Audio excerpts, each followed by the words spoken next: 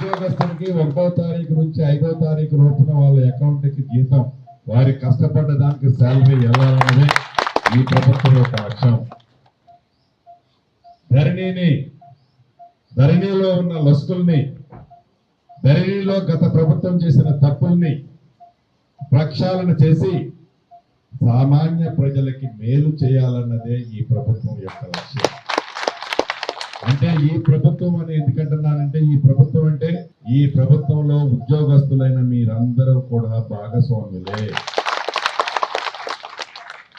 ఈ ప్రభుత్వానికి మంచి పేరు వచ్చిందంటే ఫస్ట్ ఆ మంచి పేరు దక్కేది మీకు. మీరందరికీ మంచి పేరు వస్తే ముఖ్యమంత్రి గారికి, మంత్రులైన మాకు మంచి పేరు వచ్చినట్లే. కాబట్టి ఇందిరమ్మ రాజ్యంలో మనం కష్టపడి తెచ్చుకున్న ఇందిరమ్మ రాజ్యంలో